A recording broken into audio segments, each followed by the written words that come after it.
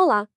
Hoje a gente vai mergulhar numa das obras mais importantes e, olha, mais explosivas da filosofia política, O Contrato Social, de Jean-Jacques Rousseau. As ideias desse livro simplesmente ajudaram a virar o mundo de cabeça para baixo, derrubando reis e construindo o que a gente entende por sociedade moderna. Rousseau já começa o livro com essa frase que é um verdadeiro soco no estômago, né? É um paradoxo que ecoa até hoje. Basicamente, ele está perguntando como é que a gente nasce com essa capacidade infinita de ser livre, mas no fim das contas vive preso por leis, por regras sociais, por um monte de correntes. E essa é a grande pergunta, o quebra-cabeça que Rousseau se propôs a resolver. Sabe, como é que a gente cria uma sociedade que nos protege, que nos dá segurança, mas sem esmagar essa liberdade que, segundo ele, é um direito de nascença? É uma questão que, vamos combinar, continua super atual. Para a gente entender a solução que o Rousseau propõe, vamos seguir o raciocínio dele passo a passo.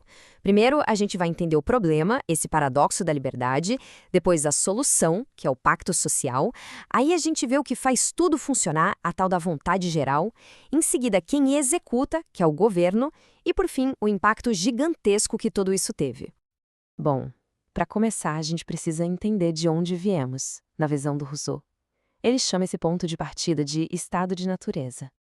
Imagina só, um mundo sem leis, sem moral, sem sociedade. A única regra é sobreviver. Essa é a liberdade natural para Rousseau. Uma liberdade total, sim, mas também muito solitária e perigosa. Não existe cooperação, não existe certo ou errado.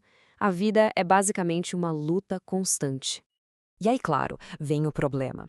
Nesse estado de natureza, a sua segurança e o que você tem duram só até aparecer alguém mais forte. Para fugir desse ciclo de medo, de violência, a humanidade precisou de uma outra saída, uma nova forma de viver em conjunto. E é aqui que Rousseau joga na mesa a sua ideia mais genial, uma espécie de troca radical, um acordo fundamental que ele vai chamar de pacto social. A ideia é bem radical mesmo. Pensa bem, cada pessoa abre mão de todos os seus direitos naturais, mas não entrega para um rei ou para um grupinho poderoso, entrega para a comunidade inteira. E o que se ganha em troca? Algo novo e muito mais poderoso, a liberdade civil, que é garantida e protegida pela força de todo mundo junto. E aqui a gente vê bem essa troca.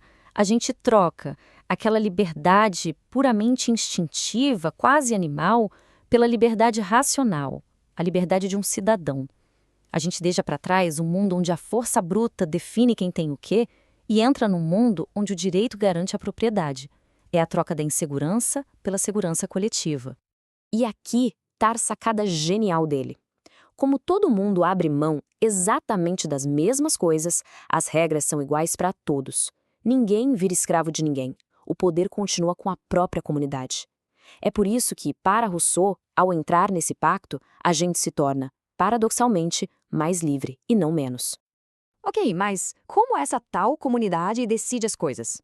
Isso nos leva ao conceito mais famoso e talvez o mais complicado de Rousseau, a vontade geral.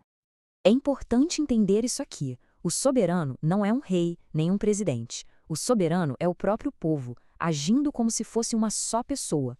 É o conjunto de todos os cidadãos que juntos têm a autoridade máxima e final no Estado. E o que esse soberano expressa? A vontade geral. E olha, muita atenção aqui. Isso não é a vontade de todos. A vontade de todos é só a soma dos desejos egoístas de cada um. A vontade geral, não. Ela é o que é melhor para a comunidade como um todo, mesmo que isso vá contra o interesse particular de uma pessoa ou de um grupo. E Rousseau dá umas características bem específicas para essa vontade geral. Ela não pode ser vendida ou transferida, ou seja, o povo não pode passar essa vontade para representantes. Ela também é indivisível, pertence à comunidade inteira, não uma parte dela. E, na teoria, ela está sempre certa, porque o único objetivo dela é o bem comum. Certo. Mas se o povo é o soberano, qual é o papel do governo nisso tudo? Bom, Rousseau faz uma distinção muito clara aqui. O governo não é o chefe. Ele é, na verdade, um funcionário, um executor. A única função legítima do governo é aplicar as leis que o povo, como soberano, decidiu através da vontade geral. Em resumo, o governo serve, ele não manda. E Rousseau não diz que existe um único governo perfeito para todo mundo. Ele acha que a melhor forma vai depender do tamanho e das características de cada estado. A democracia direta, por exemplo, seria o ideal, mas ele achava que era um governo para deuses, quase impossível para os humanos, a não ser em cidades bem pequenas. Já a aristocracia serviria para estados médios e a monarquia para os grandes, mas todas elas correm o risco de se corromper. E aqui vem o grande alerta de Rousseau.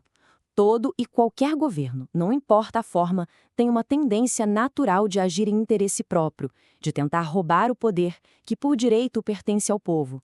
Por isso, a liberdade exige que a gente esteja sempre vigilante. Para fechar, vamos dar uma olhada no impacto absurdo que essas ideias tiveram e ainda têm no nosso mundo. O livro foi publicado lá em 1762, e menos de 30 anos depois, as ideias dele explodiram na Revolução Francesa. Sabe o lema liberdade, igualdade e fraternidade? A noção de que o poder vem do povo? Tudo isso tem raízes profundas no pensamento de Rousseau. E o debate que ele começou, bom, esse continua até hoje. Esse é talvez o legado mais importante de todos. A legitimidade de um governo não vem de Deus, nem de herança de sangue. Vem do consentimento livre e constante do povo. Essa ideia é basicamente a fundação de quase todas as democracias que existem hoje. E a gente encerra com a pergunta que fica no ar há mais de 250 anos. Essa tal de vontade geral, ela é a base para uma democracia de verdade ou é uma desculpa perigosa para que uma maioria imponha sua vontade, forçando quem discorda a ser livre contra a própria vontade? Essa é a grande tensão no coração do contrato social. E a resposta? Bom, a resposta talvez ainda esteja sendo escrita por todos nós.